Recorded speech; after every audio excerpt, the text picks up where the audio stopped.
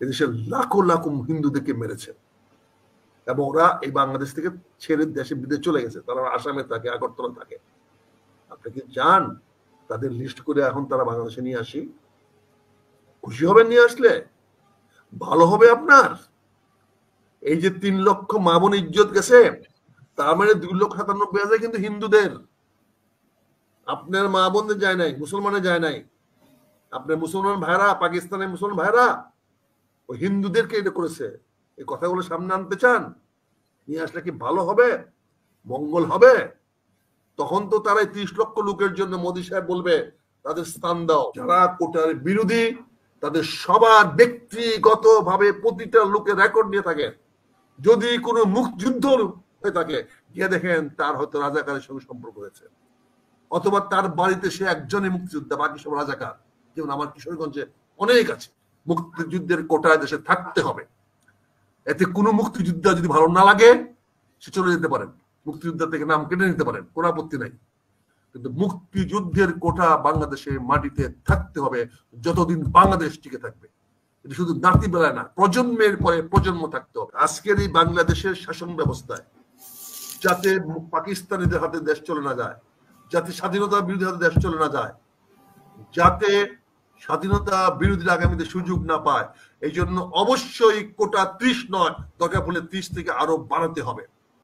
এই বিষয়ে আপনার সঙ্গে আমরা জুন মাসের লাস্ট উইকে এই সারোয়ার সাহেবকে নিয়ে অনেক কথা বলেছি, কোটা নিয়ে আমরা বিস্তার আলোচনা করেছি। দেখেন, কেউ তো বলে না এই যে মুক্তিযুদ্ধের কোটা মানে 3rd ডিভিশনে পাশ করলে মুক্তিযুদ্ধ কোটা যাবে। এই অদ্ভুত কথা, অদ্ভুত প্রচার কোথায় পাওয়া গেল? কোটা করা হয়েছে এলো যে তারাও মেধাবী হবে, তারাও পাস করবে, বাইবাতে গিয়ে তারা প্রিফারেন্সিয়াল পাবে, তাদের জন্য রাখা হবে 100 জনের মধ্যে যদি 30 জন মুক্তিযোদ্ধা থাকে, তার সন্তান থাকে বা তার প্রজন্ম থাকে, তাহলে তারা পাবে। তারা তো মেধাবী, তারা তো মেধাবীর বাইরে না, তারা তো পরীক্ষা ফেল করে আসে নাই, তারা তো 25-30 মার্কের গল্পের অংশ না। এবার বিভ্রান্ত করলে তো হবে না। এতে বোঝা যায় এখানে তো কিছু প্রশ্ন আছে, এখানে তো কিছু একটা এই যে আমার কথা বললে আপনার বাধা দিতে শুনেন, আমি জানি আপনাদের মন মতো কথা বলতে পারি না, এই জন্য বাধাগুলো আসে, বুঝি তো কেন বাধা, কেন বাধা আসে আমি বুঝি তো। স্যার রসে এতক্ষণ কথা বললেন, কোনো বাধা আসে নাই, কারণ আপনাদের মন মতো কথা বলে যাচ্ছে। কিন্তু আমি তো আপনাদের মন মতো কথা বলতে পারবো না, আমি কারো মন মতো কথা বলতে পারি না। আমি আমার মতো করে বলি, আমি আমার মতো করে বুঝি, ওইটা শুনতে দেন, বলতে দেন, ইন্টারফেয়ার করেন। আমি আপনাকে পরিষ্কার বলেছি, আপনারা যারা মুক্তিযুদ্ধের কোটার বিপক্ষে বলেন, তারা যেসব যুক্তিগুলো দাঁড় করান, এত স্থূল যুক্তি, এত অপান্তীয় যুক্তি। একজন মুক্তিযোদ্ধা ভুয়া হইতে পারে, ভুয়াকে ধরেন, শাস্তি দেন। তাই বলে একজন মুক্তিযোদ্ধা দরিদ্রের তো প্রশ্ন না, গরিবের প্রশ্ন না। এটা হচ্ছে মুক্তিযোদ্ধাদের একটি স্বীকৃতি। এখানে মুক্তিযোদ্ধা তারাও তো মেধাবী, তাদেরকে তো কেউ বলে নাই যে 3rd ডিভিশনে, যেটা স্যার বলেন আপনি মুক্তিযুদ্ধ ছেলে 3rd ডিভিশন পাস নিয়ে বলবেন করে। উনি অত্যন্ত জোরালো ভাষায় বলেছেন। এই এই এই মুক্তিযোদ্ধার 30 জনকে পরিষ্কার বলা হয়েছে, যদি 30 জন না পাওয়া যায়, আপনারা বলছেন লোক নাই, এই নাই, সেই নাই, বলা হয়েছে না থাকলে সেই কোটা মেধাবীরা পালন করবে, নিয়ে নেবে। সেখানে তো কারো জন্য আটকে আছে না, মুক্তিযুদ্ধ কারো তো এটা তো বন্ধ করে রাখতেছে না। কাজে এইটার মাধ্যমে যে কারণে আমাদের আপত্তি, যে কারণে আমরা কথা বলছি, সেটা হচ্ছে এর মাধ্যমে জাতির মধ্যে একটা হিংসা, বিদ্বেষ সৃষ্টি করে দেওয়া হচ্ছে। মুক্তিযুদ্ধের বিরুদ্ধে, মুক্তিযুদ্ধে যারা পরাজিত হয়েছিল, সেই পরাজিত শক্তি আজকে বিভিন্ন সুযোগ সুবিধা নিয়ে তারা আজকে মুক্তিযুদ্ধের বিরুদ্ধে এমন বাস তুলে ধরছে যে আমরা যেন মনে হচ্ছে মুক্তিযুদ্ধ করে আমরা অপরাধ করেছি, আমাদের যেন মনে হচ্ছে যে মুক্তিযুদ্ধ করাটা আমাদের সঠিক হয় নাই, আমাদের যেন কেন মনে হচ্ছে যে আসলে এই দেশটা তো মুক্তিযুদ্ধের প্রয়োজন ছিল না। এই জিনিসগুলো আজকে তুলে ধরা হচ্ছে।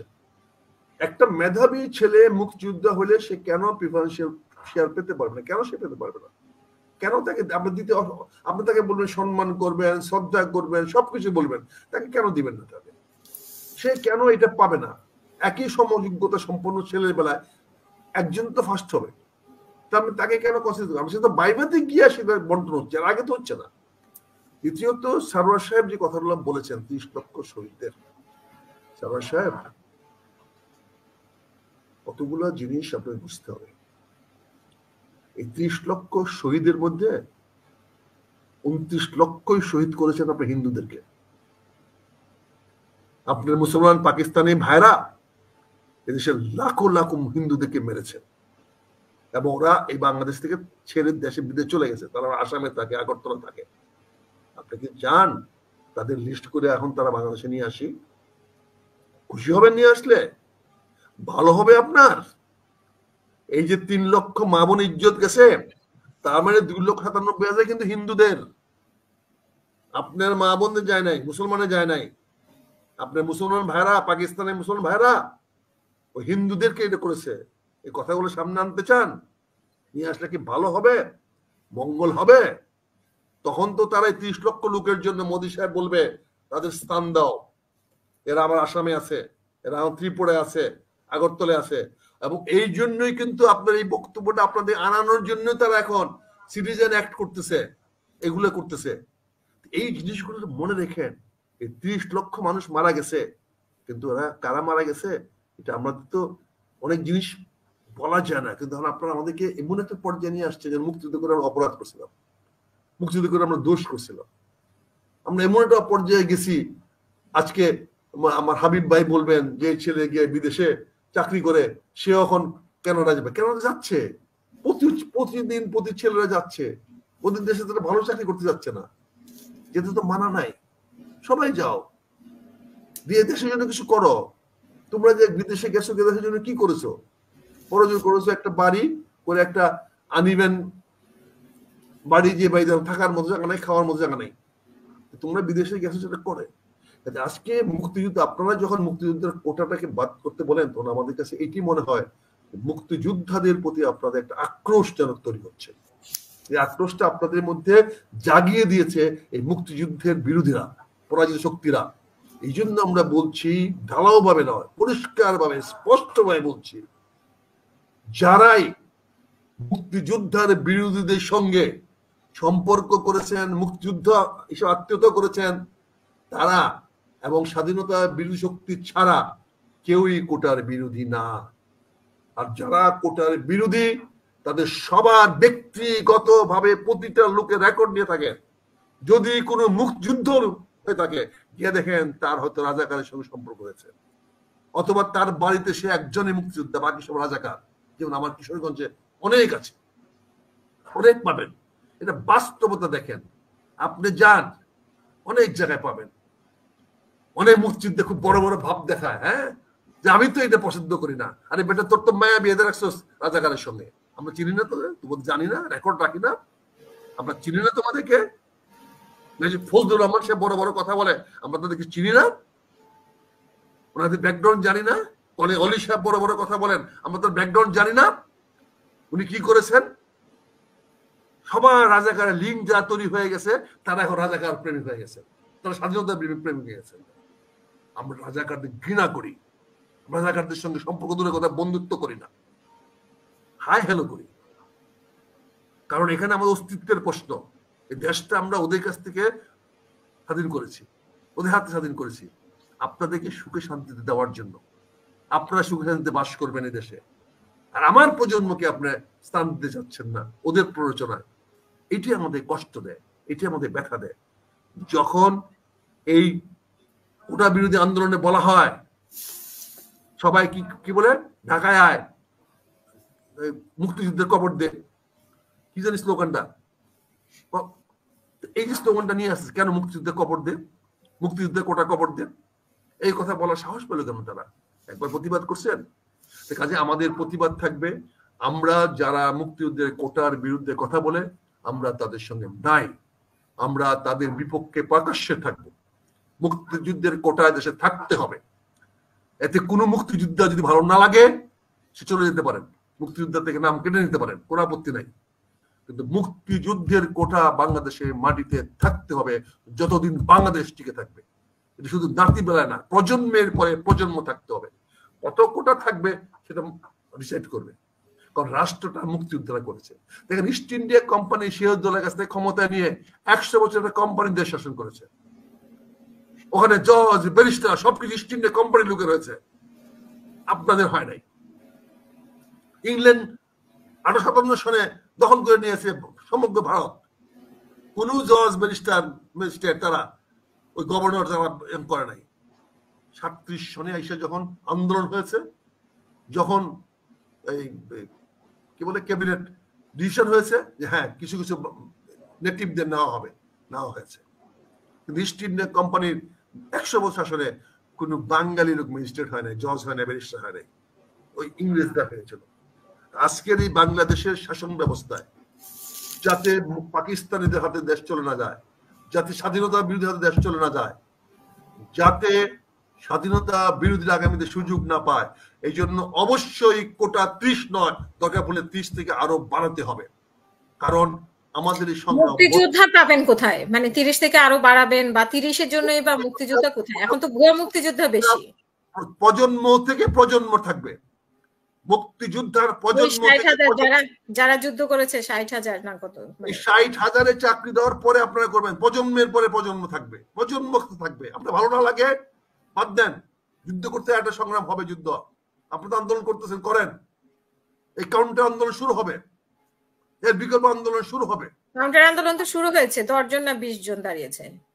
একজন হলে দাঁড়াবে, বিরোধিতা মানে একজন যথেষ্ট, একজন সারোয়ার যথেষ্ট, একজন সারোয়ার সাহেব যথেষ্ট। কেউ বলতে পারে না যে কথা মুক্তিযোদ্ধার নামে যে আপনার বিভিন্ন রাজনৈতিক ব্যক্তিদেরকে চাকরি দেওয়া হচ্ছে, বিভিন্ন ভুয়া মুক্তিযোদ্ধার সন্তানরা পেয়ে যাচ্ছে, সেগুলো নিয়ে আপনার কি বলবেন? ভুয়া হলে ভুয়াকে ধরেন, আপনি চোর হলে আপনি চোর বলবো না, আপনি তো বলছেন চোর হলে চোর বলেন, ভুয়া হলে বুড়াকে ধরেন, শাস্তি দেন।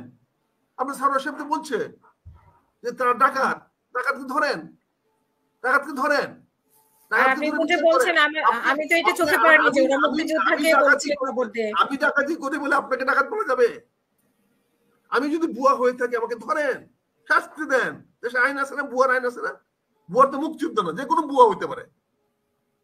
আমি তো ভুয়া মেজর হইতে পারি, শাস্তি হবে না স্যার সাহেব? পানিশমেন্ট হবে না আমার? আমি যদি ভুয়া মেজর বলি, বলেন ভুয়া শাস্তি দেন, 100 শাস্তি দেন। আমি বলছি ভুয়া শাস্তি দেন না। যদি কেউ মুক্তিযুদ্ধের ভুয়া তালিকায় থাকে তাকে ধরেন। কিন্তু আমার পরিষ্কার অবস্থান, আমি মুক্তিযুদ্ধের সংস্কার চাই এবং সঙ্গে সঙ্গে মুক্তিযোদ্ধার কোটা নিশ্চিতকরণ চাই। এটা আমার দাবি। আপনারা দাবি করতে পারেন, আমার তো দাবি অসুবিধা নাই। আপনি 70% এখন পাচ্ছেন মেধা, বা 56% পাচ্ছেন, বা মেধার জন্য 44% থাকতেছে। 44%, হ্যাঁ 44%, 44% আপনি সেটা দাবি করেন, আমাকে 50 বাড়ায় দেন, আমাকে 70 বাড়ায় দেন, বলতে পারেন। আপনি 44-কে বাড়ায় বলেন, 100 বলেন, কিন্তু আরেকজনের অধিকার বঞ্চিত করতে কেমন বলেন? ওটা বাদ দিতে হবে কেমন করে বলেন? ওকে বাদ দিতে বলার কি আপনি? আপনারটা আপনি চান, আপনি পোলাও চান, কুরমা চান, যা কিছু চান, আরেকজনকে দিয়ে না খাইতে, এটা বলেন কি করে আপনি? এই অধিকার কি আপনাকে দিয়েছে? আরেকজনের অধিকার হস্তক্ষেপ করার অধিকার কি আপনাকে দিয়েছে? আপনি চাইতে পারেন, সারা বাংলাদেশ আপনি চাই বলেন, অসুবিধা তো নাই, কিন্তু আরেকজনকে থাকতে দিবেন না, এটা আপনি কি করে বলবেন? আরেকজন অধিকার কি করে হস্তক্ষেপ করবেন? কাজে আপনাদের কাছে আমার বিনীত অনুরোধ থাকবে, আপনাদের কাছে আমাদের আবেদন থাকবে, আজকের প্রজন্মের যারা করতেছেন তারা কোটা বিরোধী আন্দোলন করুক, আমার কোনো আপত্তি নাই, কিন্তু তাদেরকে সংস্কারের কথা বলছে। তারা তো কোটা বিরোধী বলে নাই, তারা এখন সংস্কারের কথা বলছে। এই একটু আগে আমি সংস্কারের এই কোটা বিরোধী আন্দোলন নেতার সঙ্গে আমরা টকশো করে আসতাম, এই আমরা যত সন্ধ্যে সময় করছিলাম, সেখানে সে কোর্টের অর্ডার দেখাচ্ছে, কোর্টে বলে দিচ্ছে সরকার এটা করতে পারে, কিন্তু আবার তারা সেটা বলতেছে। এখন আমি আপনাদের কাছে বিনীত অনুরোধ করবো, ব্যারিস্টার সারোয়ার সাহেব অনুরোধ করবো, আপনার লয়ার সাহেব, leading barrister in the court, আপনার একজনের অধিকারকে অবশ্যই প্রতিষ্ঠা করতে পারবেন, অবশ্যই হয়তো করতে পারবেন, কিন্তু নট আরেকজনের অধিকারকে হস্তক্ষেপ করে নয়, আরেকজনের হস্তক্ষেপ বঞ্চিত করে নয়। আমি আমার কোটা চাই, এখন সেই কোটা করতে দিবেন, কেমন দিবেন সেটা কথা। আর আজকে যদি রাজপথে আন্দোলন করে আপনি এই কোটার পরিবর্তন করে ফেলতে পারেন, এই সরকার এত বোকা হয়েছে না, কালকে যে কোটা আন্দোলন সরকার পতন আন্দোলনে যাবে না, এটার তো নিশ্চয়তা নাই। কাজে কোটার বিষয়ে সিদ্ধান্ত হয়ে গেছে অলরেডি, প্রধানমন্ত্রী উত্তর সুন্দরভাবে বলে দিয়েছেন যে এটা কোর্ট যেটা বলবে, সে কোর্টে বলার পরে তারপরে যদি আপনি কথা বলেন, তখন সরকার is smart enough, he will tackle it. কিন্তু আমার এখানে সরকার যদি আমার মুক্তিযুদ্ধের কোটা রাখে, আমি সরকারের প্রতি ধন্যবাদ দিব, সরকারের প্রতি কৃতজ্ঞ থাকবো। আমি মুক্তিযোদ্ধাদের কোটার জন্য যদি আমার একা সংগ্রাম করতে হয়, আমি অবশ্যই আল্লাহর রহমতে